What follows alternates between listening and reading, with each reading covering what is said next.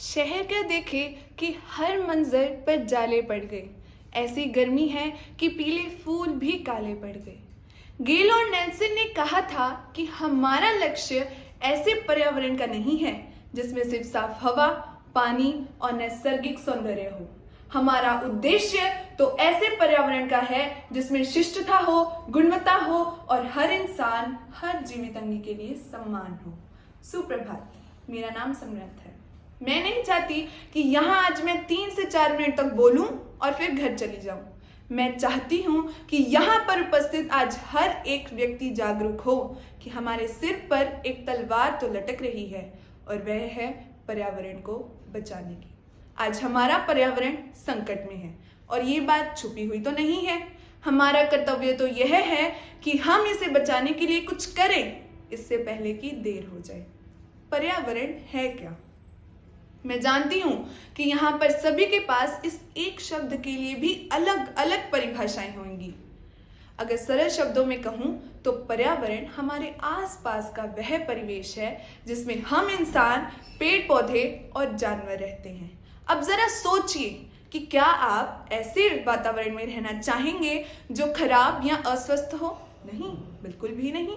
हम हमेशा ऐसे वातावरण में, ऐसे परिवेश में रहना चाहेंगे जहां हम और दूसरे सुरक्षित हों। पर्यावरण में फैलते हुए प्रदूषण के लिए भी हम ही जिम्मेदार हैं। वनों की कटाई, खनन, मशीनों और बिजली का अनुचित उपयोग आदि के लिए अंधाधुंध वाहनों का प्रयोग भी प्रदूषण के लिए ही जिम्मेदार है। चक्रवात, रोग, प्रदूषण के बीच की जिंदगी हमें बार बार यह बताती है कि हम असंतुलित वातावरण में रह रहे हैं। क्या आप में से कोई मेरे इस सवाल का जवाब देना चाहेगा कि पर्यावरण को प्रदूषित कर कौन रहा है? वो मासूम जानवर जो शायद बोल नहीं सकते, या वो पेड़ पौधे? हम, आप। हमें ये मानना ही होगा कि हम हमारे तथा दूसरों के लिए पर्यावरण को बर्बाद कर रहे हैं। लेस्टर ब्राउन ने कहा था कि यह धरती हमें हमारे पूर्वजों से विरासत में नहीं मिली, इस धरती को हमने भविष्य की पीढ़ी से उधार में मांगा है। मैंने कहीं पढ़ा था कि इस धरती के पास बहुत है सबकी जरूरत पूरा करने के लिए, पर इतना भी नहीं है कि हर व्यक्ति का लालच पूरा किया जा सके।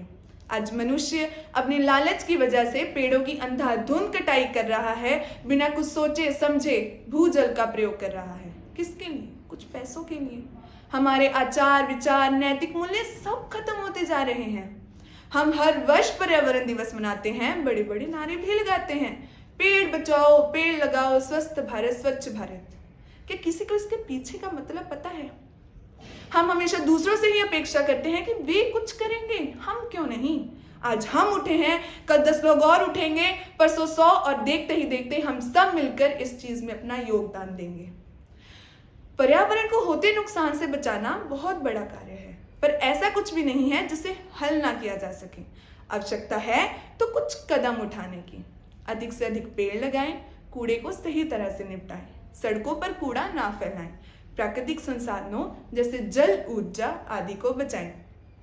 बोलीविया के पूर्व राष्ट्रपति ने कहा था कि हमें यह समझना ही होगा कि इस धरती का अधिकार है बिना प्रदूषण के रहना, और हमें मानवता को ये जानना जरूरी है कि ये धरती हमारे बिना रह सकती है।